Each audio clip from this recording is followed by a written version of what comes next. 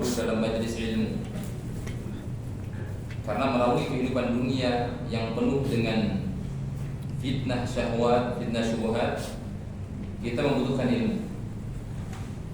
Seorang manusia yang cerdas, mereka senantiasa memuhasabah dirinya, meng-cross check bagaimana amalannya, bagaimana salatnya, dan ibadah-ibadah yang lainnya. Nabi SAW dalam sebuah hadis menyebutkan al-kayyisu man dana nafsahu wa amila ma ba'da al-maut. Orang yang cerdas adalah mereka yang senantiasa meng-cross check amalannya. Apakah amalan saya sudah sesuai dengan tuntunan Nabi SAW atau tidak? Karena amalan yang dikerjakan hanya ikut-ikutan, ini akan memperberat penyesalan kita kalau pada hari kiamat.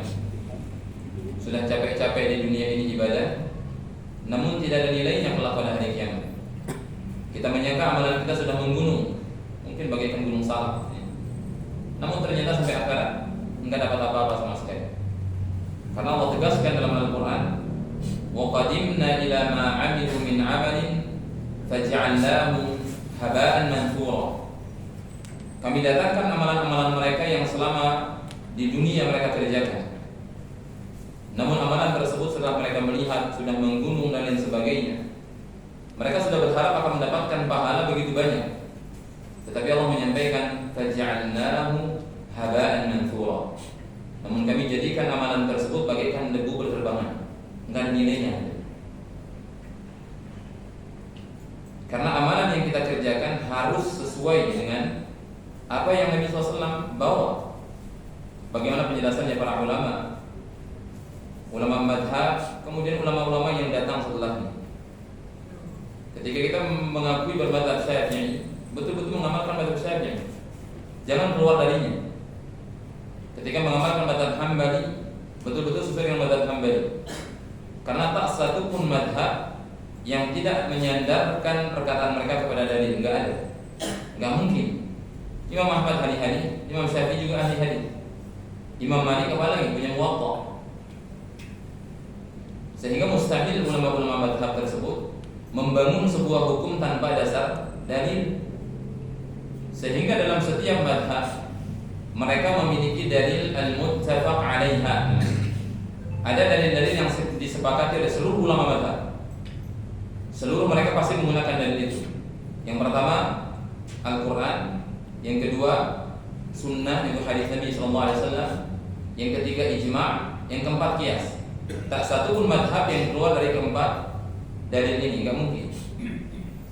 Nah, sehingga amalan-amalan kita terutama salat, karena salat ini merupakan barometer baik dan buruknya amalan kita kelak pada hari kiamat ketika yang menyiksa. Karena Nabi SAW menyampaikan, awwalu amalin yuhasabu bihi al-'abdu yawmal qiyamah as-salat. Pertama kali yang akan diminta pertanggungjawabannya dari seorang hamba daripada amalan-amalan mereka adalah perkara salat. In salahat salaha lahu sa'iru 'amali. Jika salatnya baik, maka amalan-amalan yang lainnya akan menjadi baik. Wa in fasadat fasada sa'iru 'amali. Namun ketika salatnya rusak, enggak sesuai dengan sunnah, enggak sesuai dengan para ulama dan lain sebagainya, maka salat-salat seperti ini dikhawatirkan akan dibuang ke muka kita bagaikan benang yang kusut kelak pada hari kiamat. Ada hadis yang menarik dari Nabi SAW yang patut kita renungkan untuk meng-cross check salat kita selama ini. Nabi menyampaikan dalam sebuah hadis yang dihasankan oleh beberapa ulama. Beliau menyampaikan, innar rajula la yusalli 60 sanah lam tuqbal minhu salat. Ada seorang laki-laki, kata beliau, dia salat selama 60 tahun ada. Namun tak satu pun salatnya diterima oleh Allah Subhanahu wa taala. Satu pun enggak diterima. Kenapa saya sering sampaikan, mari kita buang jauh-jauh ego kita ketika duduk dalam majelis ilmu. Karena pasti nanti ketika kita mulai belajar ilmu agama ini lebih mendalam, ada beberapa amalan-amalan yang selama ini kita kerjakan berbentuk dengan yang baru kita ketahui. Karena memang ternyata amalan-amalan yang selama ini kita kerjakan setelah di cross check ke kitab mazhab yang kita anut, ke mazhab yang lain, ternyata nggak ada. Ternyata nggak ada. Lalu siapa pencetus pertamanya? Janganlah kita seperti orang-orang musyrikin.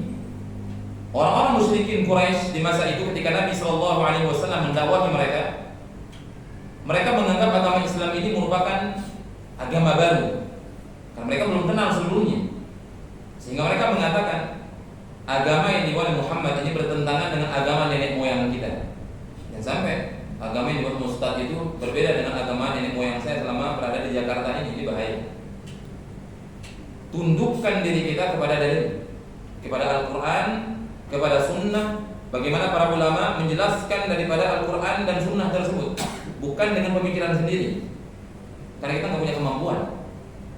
Kita bahasa Arab masih belepotan, jangankan bahasa Arab, ngaji aja kita masih belum bisa.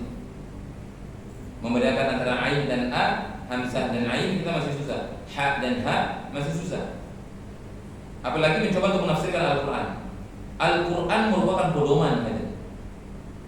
Kalau kita orang-orang yang beriman, kita di surat Al-Fatihah meminta ihdinas siratal mustaqim. Ternyata ada korelasinya antara Al-Fatihah dengan surat Al-Baqarah. Kenapa setelah Al-Fatihah muncul surat Al-Baqarah? Itu adalah korelasinya. Ada hubungannya. Di dalam surat Al-Fatihah, seorang hamba ketika salat dia meminta ihdinas siratal mustaqim. Ya Allah, tunjukkanlah kami jalan yang lurus. Maka Allah menjelaskan dan mengabulkan permintaan itu di surat Al-Baqarah. Alif Lam Mim, dzalikal kitabul la raiba fihi hudan. Siratal mustaqim la hidayah hada. Maka Allah menyampaikan itulah Alkitab yang tidak ada keraguan di dalamnya, hudan lil muttaqin. Sebagai petunjuk bagi siapa? Orang-orang bertakwa. Lalu bagaimana Al-Quran ini bisa menjadi pedoman bagi seseorang kalau dia ketika amalannya bertentangan dengan dalil? Kan ada Ustaz yang menafsirkan seperti ini. Ketika Rasulullah mengatakan ini haram, ini makruh, bagaimana sikap kita seorang muslim? Ada yang tahu? Misalkan dalam perkara mengucapkan selamat hari raya kepada orang kafir misalkan. Mungkin sebagian ulama mengatakan, ini boleh, makruh misalkan dia katakan. Sebagian ulama menyebutkan makruh mengucapkan selamat Natal kepada orang lain, kepada non-muslim. Dan sebagian yang lainnya mengatakan haram. Bagaimana sikap kita sebagai seorang muslim? Ketika satu mengatakan makruh, yang satu mengatakan haram, bagaimana sikap kita? Kira-kira gimana sikap kita? Jadi sebelum kita mengambil sikap ini haram, ini makruh, bagaimana sikap kita supaya nggak kena cemoohan?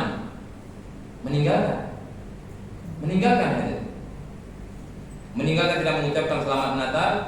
Karena apa? Makruh pun dalam definisi para ulama adalah ma yuthabu tarikuhu wa la yuthabu fa'iluhu. Perkara yang makruh itu adalah sesuatu yang diberikan ganjaran bagi siapa yang meninggalkannya dan tidak diberikan apa-apa bagi siapa yang mengerjakannya. Pertanyaannya, kita hidup di atas muka bumi ini mau ganjaran atau enggak? Pasti mau ganjaran. Maka sikap kita ketika ada ulama menyebutkan haram, yang lain mengatakan makruh, maka kita tinggalkan. Perkara ini jangan pernah lakukan. Agar orang-orang yang mengatakan makruh nggak bisa mencemoohkan kita, apalagi mengatakan yang haram. Tapi kalau aku mengerjakan kan makruh, dalilnya tak kuat. Kemudian kita tanyakan kepada antum, apa artinya makruh? Sesuatu yang apabila ditinggalkan mendapatkan ganjaran, kalau dikerjakan nggak dapat apa-apa. Kira-kira manusia yang akalnya sehat mau mendapatkan gaji atau mendapatkan gaji atas perbuatannya? Dapat gaji.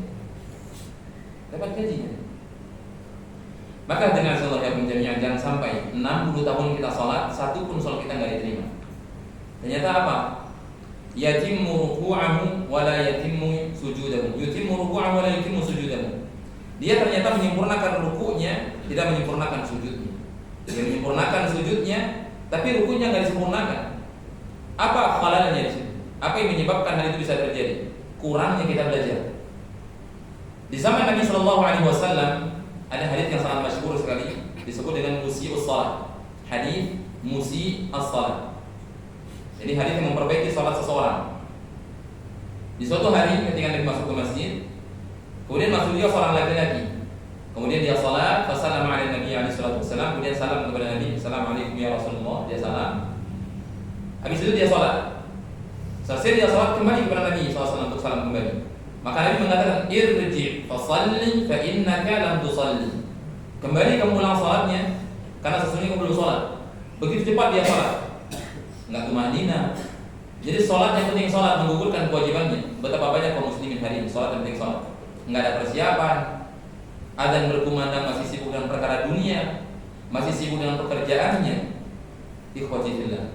Hidup kita di atas muka bumi ini hanya sementara. Begitu singkat kalau kita habiskan usia kita hanya untuk hal-hal yang sia-sia.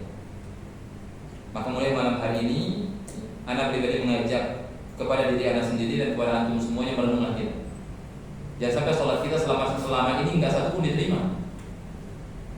Karena kurangnya ilmu kita sholat hanya ikut-ikutan. Bagaikan orang yang pertama kali masuk Islam, dia takbir, kita takbir, dia menggerakkan bibirnya, kita nggak tahu apa yang dia baca, kita gerakkan bibir kita. Bahkan perkara umroh pun hari ini orang pergi haji, umroh itu ikut-ikutan kepada mutawifnya. Nggak tahu mereka pedomannya. Ketika mereka membaca hal-hal yang mungkin di luar sunnah, mereka ikut baca. Subhanallah. Maka keutamaan yang dulu dalam jenis ilmu adalah Allah menginginkan kebaikan bagi kita. Ya, Allah menginginkan kebaikan bagi kita. Maka seperti yang sering saya sampaikan, kita buang ego kita jauh-jauh. Kalau betul-betul kita cinta sama Nabi SAW, buktikan kecintaan itu dengan cara mengikuti beliau. Dengan cara mengikuti beliau. Kita sekarang misalkan kalau mencintai seseorang, dia anak-anak kecil sekarang. Bagaimana cukurannya? Datang ke Belso atau misalkan tempat cukur, bang, cukurnya kayak Messi bang. Ya. Saya demen banget sama Messi. Sehingga cukur ketika Messi misalkan mulai sana mulai sini, dia ikut juga ya. Kenapa? Dia ngefan. Nah, bukti orang yang ngefan dan cinta itu pasti diikuti perlakuannya. Pasti diikuti. Maka jangan sampai kita banyak menyelisihi. Bahkan jangan sampai seluruh amalan kita menyelisihi Nabi SAW. Jangan sampai. Kita sudah sampai bahasan kita terkait bacaan seseorang setelah membaca doa iftitah. Di sini lupa kirim ini, lupa dulu. Varian 12 varian daripada doa iftitah beserta dengan artinya. Malam ini hari ini, kalau pulang nanti anak kirimnya. Ini mungkin saya ingatkan pada ini. Tiba al-qira'ah itu kata Syekh menyebutkan, "Tsumma kana sallallahu alaihi wasallam," adanya Nabi alaihi salatu wassalam, beliau sebelum membaca Al-Fatihah itu mengucapkan a'udzu billahi minasyaitonir rajim. A'udzu billahi minasyaitonir rajim min hamzihi wa nafthihi wa nafthihi. Intinya adalah seorang manusia ketika dia belum mulai membaca surat Al-Fatihah, karena surat Al-Fatihah ini termasuk daripada surat di dalam Al-Qur'an. Dan ada ayat yang menyebutkan fa idza qara'tum fasta'idz billahi minasyaitonir rajim. Ketika kalian hendak membaca Al-Quran, hendaklah kalian mengucapkan a'udzu billahi minasyaitonir rajim. Hanya saja seseorang yang membaca ta'awudz atau membaca a'udzu billahi minasyaitonir rajim min hamzihi wa nafthihi wa nafthihi tidak dianjurkan untuk dijaharkan, tapi disirkan. Baru dia baca bismillah, sir, kemudian baca Al-Fatihah. Ya, karena Nabi SAW wa kana ahyanan yazidu fihi. Dan terkadang beliau menambahkan a'udzu billahis samii'il 'aliim minasyaitonir rajim. Aku berlindung kepadamu ya Allah yang Maha mendengar dan Maha mengetahui daripada syaitan. Kemudian disebutkan min hamzihi wa nafthihi wa nafthihi. Hamzihi wa nafthihi wa nafthihi intinya adalah kita berlindung kepada Allah Subhanahu wa taala daripada gangguan-gangguannya syaitan ketika salat. Karena pasti semua kita ketika salat merasakan bagaimana dahsyatnya kita melawan was-wasnya syaitan ketika salat. Karena setan itu tahu saja ibadah yang paling tinggi derajatnya setelah mereka bertauhid kepada Allah Subhanahu wa taala itu perkara salat. Puasa tak akan ada nilainya kalau tanpa salat. Makanya orang haid itu enggak diperkenankan untuk puasa karena mereka enggak bisa salat. Padahal suci dari hadas besar itu bukan termasuk syarat sah daripada puasa. Apakah syaratnya sah puasa suci dari hadas besar? Jawabannya tidak. Nabi pernah junub di malam hari. Kemudian beliau bangun ketika adzan subuh. dan beliau mandi dan melanjutkan puasanya. Jadi intinya suci dari hadas besar bukan termasuk syarat sah daripada puasa seseorang. Tapi kenapa orang haid nggak boleh puasa? Nggak bisa sholat, nggak manfaat daripada puasanya. Makanya orang yang puasa tanpa sholat, dia hanya menyangka dirinya yang penting saya puasa. Sholatnya, bukankah puasa sholat itu perlu ada puasa? Jawabannya iya. Banyak di antara kita yang meremehkan daripada perkara sholat gitu. Padahal kalau kita lihat syariat sholat ini diberikan kepada kita melalui jalur yang sangat istimewa. Sangat istimewa. Seluruh syariat dalam Islam itu melalui siapa? Jibril alaihissalam, semuanya kecuali sholat. Sholat Nabi langsung dipanggil oleh Allah Subhanahu wa taala di Isra Mi'raj kan, dan menerima daripada kewajiban sholat ini. Kemudian kita menganggap remeh sholat. Adzan 5 kali sehari semalam kita abaikan, seakan-akan kita tidak mendengarnya. Bahkan Umar radhiyallahu taala anhu pernah mengirim surat kepada seluruh gubernurnya yang ada di seluruh penjuru dunia pada saat itu. Beliau mengatakan, perkara yang paling aku perhatikan terhadap kalian adalah perkara sholat. Karena seseorang jika dia menjaga sholatnya, otomatis dia akan menjaga agamanya. Dia akan menjadi orang yang amanah, akan menjadi orang yang jujur. Bagaimana mungkin seseorang jujur Ustaz orangnya nggak pernah berbohong, tapi nggak sholat, nggak jujur dia sama Allah Subhanahu wa taala. Orang seperti ini, sejujur apapun manusia terhadap manusia yang lainnya, kalau dia nggak jujur dengan Rabbnya, nggak ada manfaatnya. Allah merintahkan untuk menjaga hablum minallah terlebih dahulu, baru hablum minannas. Sahih? Sahih. Kita memperbaiki hablum minallah, hubungan kita dengan Allah terlebih dahulu. Allah sendiri nanti akan memperbaiki hubungan kita dengan manusia. Karena Nabi menyebutkan hati-hati manusia ini berada dalam genggaman Allah Subhanahu wa taala. Yuqallibu man yasha. Allah bisa membolak-balikkan hati manusia. Terkadang cinta sama kita, terkadang suka, terkadang senang terhadap diri kita. Itu tergantung kuasa Allah Subhanahu wa taala. Maka jangan sampai kita meremehkan perkara salat.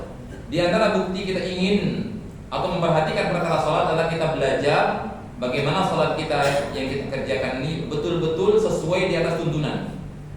Betapa nikmatnya seorang yang beribadah mengetahui ilmunya. Ketika dia takbiratul ihram, Allahu akbar, ya Allah, begini Nabi takbir. Kemudian ketika dia bersedekah, kadang dia begini, kemudian digenggam, kadang dia taruh di atas lengannya. Dimacam-macamkan daripada cara bertakbirnya. Kadang sejajar dengan pundak, sejajar dengan telinga, sejajar dengan atas telinga. Ada 3 varian. Terserah mungkin untuk salat maghribnya menggunakan yang sejajar dengan pundak, salat isyanya sejajar dengan telinga, yang enggak ada adalah dijauhkan begini, atau hanya sebatas dada seperti ini. Allahu akbar. Kemudian ketika datang begini, ini enggak ada dalilnya. Apakah salatnya sah? Jawabannya iya, karena mengangkat tangan hukumnya sunnah. Tidak mempengaruhi keabsahan salat, tapi mempengaruhi kesempurnaan daripada salat seseorang. Maka membaca ta'awudz ini tidak diperkenankan untuk dijaharkan. Ya, tidak diperbolehkan untuk dijaharkan. Jangan sampai a'udzubillahi minasyaitonir rajim dia kencangkan suaranya. Hatta dia imam. Walaupun dia imam juga tidak diperkenankan untuk menjaharkan ta'awudz. Nah, ketika kita tidak menjaharkan ta'awudz ini, kenapa enggak? Karena Nabi enggak melakukan hal itu. Itu alasan kita. Bukan ya kayak enggak enak juga ta'awudz kita kencang-kencang. Nah, berbeda alasannya ketika ada 2 orang meninggalkan mengeraskan suaranya ketika ta'awudz dengan alasan mengikuti Nabi yang satu, karena Nabi enggak melakukannya. Kemudian yang satu mengatakan enggak enak Ustaz. Kayak saya mau ngaji aja dalam sholat membaca ta'awudz dengan besar-besar. Kira-kira sama enggak pahalanya? Berbeda. Kita menghafal hadis semuanya tentang hadisnya Umar bin Khattab radhiyallahu taala anhu, innamal a'mal binniyat. Amalan itu tergantung niat. Kita meninggalkan hal itu karena siapa? Kenapa kita meninggalkan itu? Karena ada larangannya. Siapa yang larang? Allah Subhanahu wa taala dan Rasulnya. Setiap sesuatu yang kita tinggalkan, mungkin hari kemarin kita anggap sebuah adat istiadat, tapi setelah belajar kita mengetahuinya, maka akan bernilai pahala. Karena ulama menyebutkan yang membedakan adat dengan ibadah itu adalah an-niyyah, perkara niat. Perkara niat itu.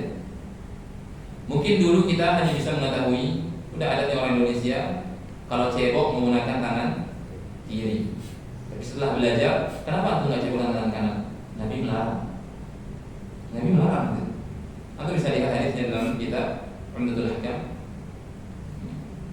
Di bab-bab yang awal itu beliau menjelaskan di situ Abdul Ghani Al-Maqdisi rahimahullah. Itu hadisnya sahih semua di dalam kitab ini. Karena dia mengumpulkan hadis-hadis tentang hukum yang diriwayatkan oleh Imam Bukhari dan Muslim. Bisa ada semua dilarang. Kenapa kita tidak cebok menggunakan tangan kanan? Kenapa masuk toilet menggunakan kaki kiri, keluar menggunakan kaki kanan? Ya udah ada seperti itu, Ustaz. Kiri ini kan identik dengan perkara-perkara yang buruk. Kalau alasan kita hanya sebuah adat, enggak apa-apa. Coba antum sekarang tidur sebelum zuhur dengan niat supaya bisa qiyamul lail. Dengan orang tidur istirahat saja. Ada pahalanya yang istirahat dong sama dengan niat ingin qiyamul lail? Enggak sama. Orang sholat bareng kita nanti sholat di sini, mungkin antum lebih tinggi pahalanya dibandingkan imamnya. Bahkan derajat sholat kita itu berbeda-beda. Kita sholat satu masjid, muadzinnya satu, imamnya satu, shaf kadang kita berdiri sejajar, tapi pahalanya berbeda. Apa yang menyebabkan hal itu? Niat. Tata cara kita sholat. Maka ya, sebelum seseorang membaca Al-Fatihah, dia membaca ta'awudz. Yang pertama dari a'udzu billahi minasyaitonir rajim min hamzihi wa nafthihi wa nafathihi. Karena Nabi menambahkan a'udzu billahi as-sami'il 'alim minasyaitonir rajim min hamzihi wa nafthihi wa nafathihi. Atau kalau seandainya hanya mengatakan a'udzu billahi minasyaitonir rajim fala ba'sa bihi, enggak apa-apa. Yang penting mengucapkan ta'awudz. Karena Allah mengatakan fa idza qara'tal Qur'an fasta'id billahi minasyaitonir rajim. Kalau kalian baca Al-Quran, maka hendaklah kalian mohon kepada Allah Subhanahu Wa Taala dari gangguan syaitan yang terkutuk. Dari gangguan syaitan yang terkutuk. Dan kemudian waktu ini cepat banget, Indonesia. Baru ta'awudz. Tapi yang berikutnya adalah seseorang ketika membaca Al-Fatihah harus membaca Bismillah. Pertanyaannya, apakah Bismillah termasuk ayat dari Al-Fatihah? Terjadi silang pendapat dalam para ulama. Ada yang mengatakan tidak, ada yang mengatakan iya. Terserah untuk mengambil pendapat yang mana. Cuman konsekuensinya adalah kalau seseorang yang mengambil pendapat bahwasanya Bismillah termasuk ayat dari Al-Fatihah, maka dia wajib membaca Bismillah. Kalau dia nggak baca, sholatnya batal. Sholatnya batal karena dia tidak menyempurnakan pembacaan surat Al-Fatihah. Dan Nabi SAW menyebutkan la salata man lam yaqra bi Fatihatil kitab. Enggak ada salat bagi mereka yang tidak membaca Al-Fatihah. Enggak ada salat, maksudnya enggak sah salatnya. Nah, seseorang kalau membaca hanya setengah, meninggalkan setengah, atau membaca kemudian dikurangi satu ayat, sama saja belum tuntas daripada Al-Fatihahnya. Ya, belum tuntas daripada Al-Fatihahnya. Kemudian datang permasalahan yang berikutnya adalah apakah seseorang menjaharkan Bismillah itu atau mensirkan? Kalau teman-teman ini yang mana? Mungkin di sini mayoritas menjaharkan, karena mazhab Syafi'iyah mereka memilih menjaharkan. Tapi kalau seandainya dikombinasi itu jadi lebih baik agar kedua-dua hadisnya diamalkan. Terkadang dijaharkan, kemudian tiba-tiba nanti disirkan. Gitu. Lebih banyak disirkan dibandingkan menjaharkan. Karena hadis yang datang kepada Khulafaur Rasyidin dan pada sahabat yang lainnya, mereka menyebutkan Nabi SAW, mereka mendengarkan ketika selesai takbiratul ihram, kemudian memulai Alhamdulillahirabbil alamin. Jadi dia kebanyakan mensirkan kalimat Bismillahirrahmanirrahim. Bukan berarti enggak dibaca, tapi disirkan. Tetapi disirkan. Karena ada hadis dari Nabi SAW, dia menyebutkan idza qara'tum alhamdu faqra'u bismillahirrahmanirrahim fa innaha ayatun minha. Jika kalian membaca alhamdu maksudnya surat Al-Fatihah, maka hendaklah kalian membaca bismillahirrahmanirrahim karena bismillah termasuk ayat dari Al-Fatihah. Maka surat ayat ketujuhnya kita adalah siratal ladzina an'amta 'alaihim ghairil maghdubi 'alaihim waladdallin. Dimulai dari situ. Orang yang menganggap bismillah bukan dari Al-Fatihah, ayat ke-6-nya yang mana? Siratal ladzina an'amta 'alaihim, berarti di situ mereka. Ghairil maghdubi 'alaihim waladdallin. Itu ayat ke-7-nya. Kemudian bagaimana Nabi sallallahu alaihi wasallam dalam membaca Al-Fatihah? Terkait tadi bismillah menjaharkan atau segala macam, cuman saran kami lebih baik dikombinasi agar dalil-dalil yang datang itu kita bisa amalkan semuanya sebagaimana varian 12 terhadap doa kita. Terkadang antum mengatakan Allahu akbar kabira walhamdulillahi katsira wa subhanallahi bukratan wa asila, sampai situ saja hadisnya. Wajjahtu wajhi lilladzi fatara as-samawati wal arda hanifan musliman wa ma kana minal musyrikin. Terus sampai akhir kita enggak panjang wajah itu. Nah itu juga beda riwayat hadisnya. Tapi berarti sama-sama sahih. Yang sama-sama sahih, tinggal antum kombinasikan. Ya, walaupun ada sebuah ucapan dari Imam Nawawi rahimahullah, beliau menganjurkan, ya menghasankan atau menganggap baik ketika seseorang itu menggabungkan beberapa doa iftitah. Makanya kenapa dalam mazhab Syafi'i menggabungkan Allahu akbar kabira dengan wajjahtu wajhiya lillahi. Kita bisa lihat di kitab Al-Adhkar min kalam Sayyidil Abrar. Itu kitab Imam Nawawi rahimahullah mengumpulkan segala bentuk doa semasa sepanjang hayat kita, dari mulai bangun tidur sampai tidur kembali. Itu berisi doa-doa itu. Al-Adhkar min kalam Sayyidil Abrar. Di situ beliau ketika membahas tentang doa iftitah, beliau menghasankan atau lebih bagus seseorang itu kalau menggabungkan 1, 2 sampai 3 doa, kata beliau. Ya, ada boleh ijtihadnya para ulama. Kita mau mengikuti fadhal. Kalau tidak, mau kombinasi 1-1, tafadhal. Lalu bagaimana Nabi sallallahu alaihi wasallam ketika beliau membaca Al-Fatihah? Beliau membaca Al-Fatihah itu ayat demi ayat, enggak disambung. Dan sebuah Nabi sahabat menyebutkan, kana Nabi sallallahu alaihi wasallam yaqra'ul Qur'an harfan harfan. Adanya Nabi sallallahu alaihi wasallam membaca Al-Qur'an itu huruf demi huruf. Jadi jelas huruf yang beliau baca. Dan beliau mengikuti bagaimana firman Allah Subhanahu wa taala, "Warattilil Qur'ana tartila." Dan bacalah Al-Qur'an dengan cara tartil. Seseorang yang membaca Al-Qur'an dengan cara tartil adalah mereka membaca huruf demi huruf. Sinnya jelaskan. Bismillahirrahmanirrahim sampai tuntas. Baru dia satu ayat alhamdulillah sampai akhir. Kemudian ayat demi ayat. Jadi kalau ditanya mana yang lebih sunnah, menggabungkan 2 ayat atau ayat demi ayat, ayat demi ayat. Ya, ayat demi ayat. Dalam sebuah riwayat, "Tsumma yaqra'ul Fatihah." Kemudian beliau membaca Al-Fatihah wa yaqta'uha ayatan ayatan. Kemudian beliau memutuskan ayat demi ayat ketika membaca. Bismillahirrahmanirrahim, tsumma yaqif. Kemudian beliau berhenti. Ambil nafas. Alhamdulillahi Rabbil Alamin, berhenti. Kemudian lanjut ayat kedua, ayat ketiga, terus sampai akhir. Terkait Maliki Yaumiddin, ya, bisa Maliki Yaumiddin atau Maliki Yaumiddin. Tapi karena kita riwayatnya hafaz, lebih baik memanjangkan Maliki Yaumiddin. Karena kita nggak belajar qiraat.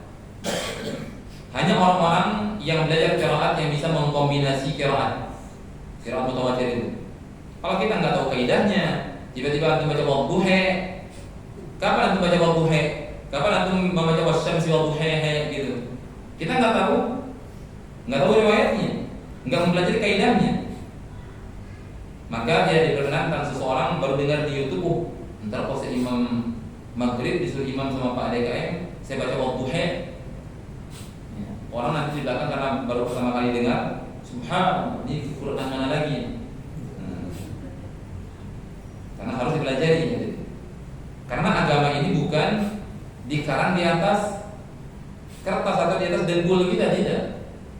Karena yang sering saya sampaikan, kalau seandainya agama ini bisa kita berkreasi semau kita, ya buat apa Allah mengutus para nabi dan rasul? Karena manfaatnya. Manusia sudah berkreasi semuanya. Ada yang beribadah nanti rukunya kayak saya sudah effort nih bangun subuh-subuh ngawan ngantuk, masa 2 rakaat salatnya.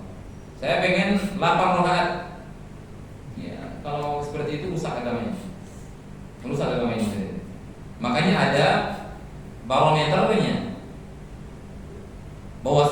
kemerdekaan yang sebenarnya adalah seseorang ketika memang diatur kehidupannya. Itu kemerdekaan. Bahkan untuk menjaga bahwasanya kelanggengan hidup itu memang adanya aturan. Adanya aturan, ada barometernya. Coba antum sekarang kalau Indonesia ini setiap perempatan dan lampu merahnya. Kira-kira antum nyampe kantor jam berapa? Mungkin nggak nyampe kantor, baru nyampe perempatan itu udah terpakan gitu. Ngebut dari sana, jeder yang keluar dari tol. Enggak lampu merahnya, nggak ada peraturan. Akhirnya apa yang terjadi?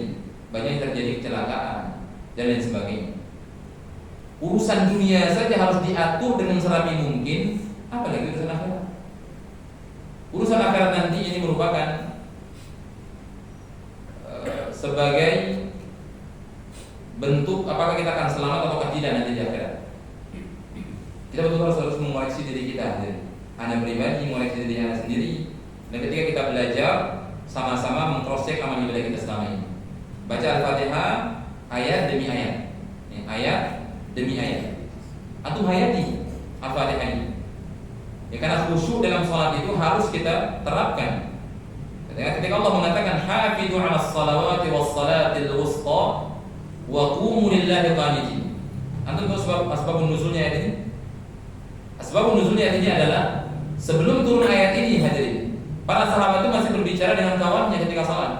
Lagi salat, masuk assalamualaikum waalaikumsalam. Hari ini baik kabar ya? Baik, alhamdulillah. Lagi salat itu masih berbicara mereka. Bagaimana kebun kurma udah berbuah belum? Ya masih di sini dalam penyiram dalam proses. Mereka masih ngobrol satu sama lain. Bahkan masih nengok kiri, nengok kanan. Ketika belum turun ayat ini. Tapi setelah turun ayat, hafizu 'alas salawati was salatil wusta wa qumu lillahi qanitin. Jagalah salat kalian dan jagalah terlebih salat pertengahan. Apa salat pertengahan? Salat asar. Salat asar. Kemudian wa qumu lillahi qanitin. Dan berdirilah kalian di hadapan Allah Subhanahu wa taala dengan tunduk dan penuh kekhusyuan. Penuh kekhusyuan hadirin. Bukan ketika nanti datang was-wasnya syaitan memikirkan, ayo cepat sholatnya. Itu ada yang mau beli misalnya ketika kita berdagang. Akhirnya diikuti, oh iya, orang ulama sholat terus diolah pikirannya. Akhirnya tadi imam pun udah rukuk apa belumnya, dia masih berdiri. Saking menikmati khayalannya banyak yang datang ke kiosnya misalnya. Ini bahaya. Karena memang ada setan khusus yang menggoda orang sholat memang. Ada yang masih ingat namanya? Hah? Kalau nama setan aja udah lupa. Hah? Siapa nama setannya? Siapa? Jin. Siapa? Siapa? Siapa yang tahu? Siapa namanya? Karena kita ketemu sebulan sekali, jadi nama setan ini kita lupa. Gimana dengan yang lainnya?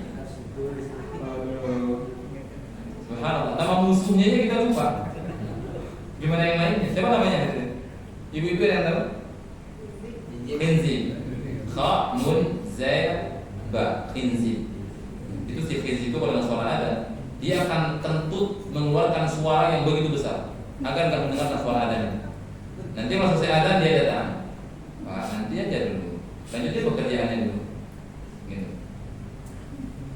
Bahkan dalam sebuah yang dikisahkan bagaimana Daud alaihissalam sangat menjaga daripada sholatnya. Daud adalah seorang salaf. Dia adalah seorang pandai besi. Daud kalau salah. Ketika berkumandang ada Allahu Akbar di masjid, ini sedang angkat nih. Udah ngangkat palu yang gede itu untuk mengepengkan daripada apa namanya besi itu. Kalau kita udah power banget ngangkat. Kalau belum peyang kita nggak akan berhenti gitu. Tapi ini diturunkan lagi, nggak jadi. Kalau kita udah berapa effort itu, udah berapa newton yang kita angkat, tapi diturunkan. Kemudian bersiap-siap menuju panggilan Allah Subhanahu Wa Taala. Antum yang pernah ke Arab Saudi, itu toko mereka nggak ditutup, hanya ditutupi dengan kain saja. Dikatakan berkumandang. Anda tahu hikmahnya kenapa mereka di tower Zam-Zam itu yang ada jam di atasnya? Ada jam di atasnya agar seluruh penduduk Mekah bisa lihat jam itu, mengenal waktu sholat. Antum dimanapun bisa lihat jam itu. Dan itu dia bolak-balik kalau nggak salah. Bisa lihat dari mana saja. Tujuannya mereka ditinggikan itu tower Zam-Zam itu, dan kemudian ada jam di ujungnya agar seluruh orang itu mengingat waktu. Terkadang kita sudah lupa waktu ketika tersibuk dengan perkara dunia, perdagangan dan sebagainya. Jadi baik bahasan kita adalah Al-Fatihah ini karena merupakan rukun daripada salat, maka seseorang wajib membaca Al-Fatihah, baik dia imam, salat sendirian maupun makmum. Tapi Ustaz, bahasanya makmum, bukankah ada perintah untuk mendengar imam? Ju'ilal imam yu'tamma bihi, fa idza kabbara fakabbiru, fa idza qara'a fa'ansitu. Jika imamnya takbir, kita takbir. Kapan takbirnya makmum? Ketika baru makmum takbir. Bukan imamnya baru angkat tangan, kita udah angkat tangan duluan. Jangan. Allahu Akbar, baru makmum takbir. Itu namanya fa kabbara fakabbiru. Antum itu kalau yang namanya mengikuti, orang depan kita jalan dulu atau kita barengan jalan balik? Depan jalan dulu baru kita jalan. Itu namanya mengikuti. Tapi kalau bersama berarti bergandengan seperti ini. Sedangkan makmum itu berada di belakang imam, enggak sejajar dengan imamnya, kecuali imam perempuan. Kalau imam perempuan mereka berada di tengah-tengah ini. Tengah-tengah perempuannya, kemudian mereka sholat. Yang berbeda dengan laki-laki. Jadi bagaimana? Ada sebuah ayat mengatakan, "Fa idza quri'al Qur'an fa'ansitu la'allakum turhamun." Jika Al-Qur'an dibacakan, maka hendaklah kalian diam agar kalian mendapatkan rahmat dari Allah Subhanahu wa taala. Sedangkan Nabi menyebutkan, "La salata man lam yaqra bi Fatihatil Kitab." Enggak ada salat bagi mereka yang tidak membaca Al-Fatihah. Bagaimana cara menggabungkan dua dalil yang kontradiksi ini? Bagaimana caranya? Ada juga ayat hadis mengatakan, sebagian ulama menyebutkan hadisnya dhaif. Qiraatul imam, qiraatul imam. Bacaan imam merupakan bacaan makmum juga, sehingga makmum perlu baca. Hadis ini berkontradiksi dengan hadis yang tadi. Ketika datang hadis seperti itu, hadirin. Ketika fa idza quri'al Qur'an fa'ansitu la'allakum turhamun, ketika Al-Qur'an dibacakan, kalian diam agar kalian mendapatkan rahmat. Ini dalilnya umum. Dalil yang umum ini dikhususkan khusus Al-Fatihah, maka kalian baca di belakang imam. Dalam kitab Sahih Fiqh Sunnah namanya, punyanya Syekh Salim, beliau menjelaskan di situ ada dua pilihan bagi seorang makmum dalam membaca Al-Fatihah di belakang imam. Yang pertama adalah dia ketika imam membaca Alhamdulillahirabbil alamin Ar-Rahmanir Rahim Alhamdulillahirabbil alamin. Jadi ngekor di belakang imamnya. Imam baca satu ayat, dia baca satu ayat, terus seperti itu sampai akhir. Jika dia khawatirkan mendahului imamnya adalah ketika imam baca Al-Fatihah dia diam. Kemudian selesai baca Al-Fatihah, imam itu diam sejenak sekitar 1 menit atau mungkin setengah menit, 30 detik, 60 detik. Kemudian disitulah makmum membaca Al-Fatihah. Kalau seandainya imamnya nggak memberikan jeda seperti itu, maka ketika imamnya membaca ayat, kita baca Al-Fatihah. Kita baca Al-Fatihah. Walaupun seorang penulis Al-Albani rahimahullah beliau memilih bahwasanya membaca Al-Fatihah di belakang imam itu dimansukh, kata beliau, dengan dalil mengatakan bahwasanya sahabat itu di awal-awal mereka membaca Al-Fatihah di belakang imam, kemudian Nabi melarang mereka. Tapi ulama yang lain menyebutkan, jumhur ulama menyebutkan yang dimaksud dengan pelarangan Nabi dalam hadis tersebut adalah dilarang mengeraskan suara di belakang imam.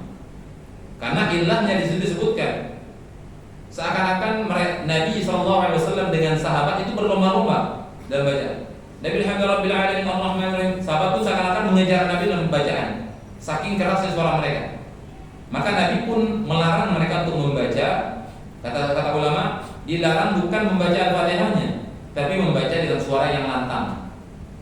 Karena ada bagian kaum muslimin ketika sholat Allahu Akbar, seakan-akan imam. Kemudian Alhamdulillahirabbil alamin Ar-Rahman Maliki Yawm. Itu di belakang yang lainnya. Di belakang imam dia mengeraskan suaranya, maka ini enggak elok, akan mengganggu makmum yang lainnya. Jadi intinya adalah Al-Fatihah ini merupakan rukun. Cara membaca adalah ayat demi ayat. Tetap membaca Bismillah. Saran kami dikombinasi, terkadang dijaharkan, terkadang disirkan. Maka kalau suatu saat nanti Anda sesekali mensirkan, misalkan baca Bismillah, tolong jangan waduh, ini ajaran lagi Ustaz kok baru-baru ini. dia tidak menjaharkan bismillah. Kemarin-kemarin menjaharkan bismillah, sekarang tidak. Nah, setelah kita belajar, kita tahu. Mungkin selama ini kita kekeh dengan menjaharkan bismillah. Yang menjaharkan bismillah ada dalilnya, yang tidak menjaharkan bismillah ada dalilnya. Bagaimana supaya kedua-dua dalil itu bisa kita laksanakan? Ya kita kombinasi. Terkadang kita menjaharkan, atau mungkin ketika Anda datang ke masjid antum menjaharkan bismillah, ketika Anda imam di masjid Anda yang tempat Anda tinggal, Anda mensirkan. Jadi Anda mengkombinasi. Sesekali antum yang senantiasa jadi imam di sini, sesekali Anda kasih tahu pemahaman kepada para jemaah. Ya, kepada para jemaah seperti itu. Ya, jadi Al-Fatihah karena rukun wajib dibaca di belakang imam. Waladhdallin amin, setelah itu baru kita baca Al-Fatihah. Wajib itu rukun. Karena tidak sah sholatnya seseorang ya, tanpa sholat Al-Fatihah. Pertanyaannya terakhir sebentar jawab. Berapa menit lagi? 6 menit. Tapi nanti dalam pertengahan tanya jawab aja saya sampaikan. Jadi bagi orang yang ya tadi belum menghafal Al-Fatihah, bagaimana sikap yang harus dia ambil? Tidak akan dilihat al-qadar karena waktu itu berjalan begitu cepat, ya, bagaikan pelepah kurma yang kering dilahap api. Itu tanda-tanda kiamat sebenarnya. Tidak akan dilihat al-qadar. Sallallahu alaihi Muhammad wa alihi wasallam. Fadhal yang mau bertanya, baik ibu-ibu maupun bapak-bapak. Fadhal. Mau didiskusikan atau apa yang selama ini pengen nanya tapi nggak ada waktu, ya sekarang kita kasih waktu. Kalau dikasih waktu nggak ada yang bertanya, wah repot. Fadhal. Assalamualaikum. Kait tadi masalah kombinasi berlaku adatnya seperti apa? Apakah dalam satu sholat atau berbeda ketika sholat besoknya atau kapannya? Baik. Kombinasi itu adalah dalam satu sholat. Dia kalau dari awal menggunakan tata cara seperti ini sampai akhir seperti itu. Sebagaimana seseorang ketika baca Al-Fatihah, dia memilih mad arid disukun itu hanya 2 harakat. Mad arid disukun itu adalah mad tabi'i yang bisa dibacakan 2 harakat, 4 harakat sampai 6 harakat. Itu din itu mad arid disukun namanya. Karena kalau nggak disukunkan, itu mad cuma 2 harakat. Kalau memang pilihannya dari awal, maka sampai waladhdallin harus 2 harakat. Alhamdulillahi rabbil alamin, arrahmanir rahim, maliki yaumiddin. Iya, harus sampai akhir seperti itu. Waladhdallin harus seperti itu. Enggak boleh yang pertama alhamdulillahi rabbil alamin, arrahmanir rahim, maliki yaumiddin. Kayak main ini. Sehingga ulama memberikan kaidah kalau memang dipilih dari awal 2 harakat sampai ujung ayat 2 harakat sampai ujung surat. Begitupun dengan kombinasi terkait sholat. Kalau memang dari awal kita misalkan takbirnya sejajar dengan pundak sampai akhir nanti kita takbir seperti itu. Nanti ketika sholat sunnah rawatibnya pada sholat ba'diyah baru kita pakai kombinasi yang lainnya seperti itu. Kalau bisa mungkin kan ada sholat rawatib 12 rakaat itu. Sebelum zuhur, setelah zuhur. Terus kita bisa sholat atau sholat sunnah, kita bisa kombinasi dalam sehari itu kita bisa mengamalkan hadis yang kita tahu. Karena Abdullah bin Mubarak menyebutkan agar ilmu itu nggak hilang. Beliau menyebutkan, kunna nasta'inu fi hifdzil hadis an na'mala bihi. Kami dulu menjadikan bantuan dalam menghafal hadis itu dengan cara mengamalkannya. Habis dihafal, mereka berusaha mengamalkannya. Bahkan ada sebagian sahabat tidak lewat 7 ayat sampai mereka bisa amalkan ayat itu, sehingga betul-betul mungkin dalam ingatan mereka. Bahkan enggak semua sahabat hafal Quran, enggak semua sahabat hafiz 30 juz. Ada yang menghafal sekian juz, mereka berusaha memahami dan mengamalkan seperti itu. Maka kita agar ilmu itu enggak hilang, ketika sholat ada was-was, si prinsip datang nih, itu biar enggak lupa nama prinsip tadi. Ini setiap kita coba namanya lupa lagi. Nama musuhnya kita lupa. Gimana cara ilmu yang sudah kita sampaikan sekian kali yang lalu? Gitu. Tapi ala kulli hal, manusia itu memang tempatnya lupa. Sumiyat insan linisyan kata Allah. Manusia itu dinamakan insan dalam bahasa Arab karena banyak lupanya. Karena banyak lupanya. Ya, tapi sebaik-baiknya orang lupa itu murojaah. Supaya nggak lupa kita amalkan apa kita tidak tahu. Jadi itu kombinasi seperti itu, Pak. Bukan macam-macam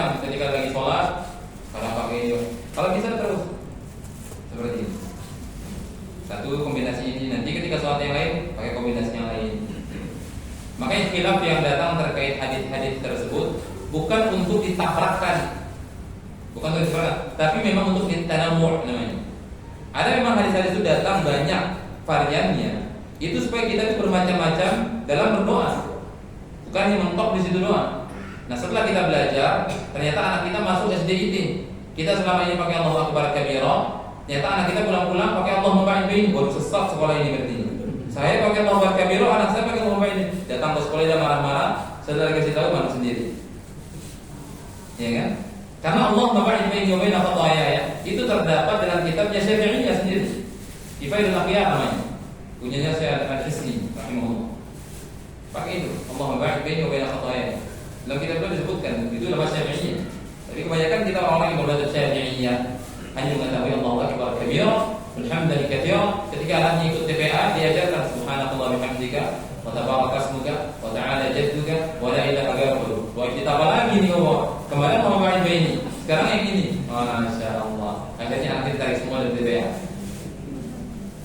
Makanya ketika kita melihat sesuatu yang berbeda dengan kita, jangan langsung menjas. Itu salah. Mungkin kita yang kurang membaca dan kurang literasi seperti itu. Jangan langsung. Tapi jadikan bahan kira-kira ada nggak? Saya pengen juga amalkan seperti itu gitu.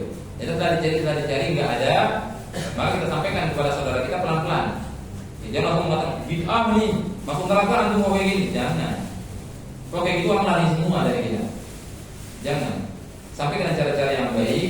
Karena Allah menyampaikan kepada Nabi Muhammad SAW dalam Al-Quran, "Fabi rahmatin min Allah lintadamu, walau kunta faddan ghaliran lan faddu min hawlik." Dengan rahmat Allah Subhanahu wa taala, engkau memperlakukan dengan cara yang baik kepada mereka dalam berdakwah, dalam bersikap. Wa in kunta faddan ghaliran lan faddu min hawlik. Kalau seandainya engkau keras wahai Muhammad, menghardik mereka, mencaci maki mereka dalam berdakwah, dan faddu min hawlik, mereka akan lari dari sekitarmu, enggak mau menerima agama Islam ini. Maka terus saya sampaikan, ketika kita ada perbedaan di antara kita, jangan langsung menganggap sesat ini seperti ini. Jangan kita yang sesat karena nggak tahu. Yang kita amalkan ternyata nggak ada dalam ulama yang kita anut. Ya. Maka kalau seandainya nanti terkuak semua tabir-tabir itu, kita harus berlapang dada.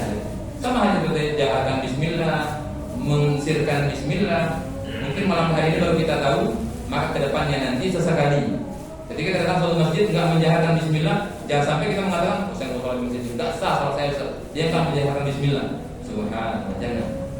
Ya, mungkin dia memilih yang mensirkan. Ya kan saya sholat datang sini, saya nggak sholat di Al Husaini, dia menjaharkan Bismillah, sesat itu. Padahal ternyata menjaharkan Bismillah juga ada ulamanya, ada dalilnya. Jadi barakallahu fiikum nakami hadzal qada. Wa sallallahu ala Muhammad wa ala alihi wa sahbihi wa sallam. Subhanallahi wa bihamdika, asyhadu an la ilaha illa anta astaghfiruka wa atubu ilaik. Assalamualaikum.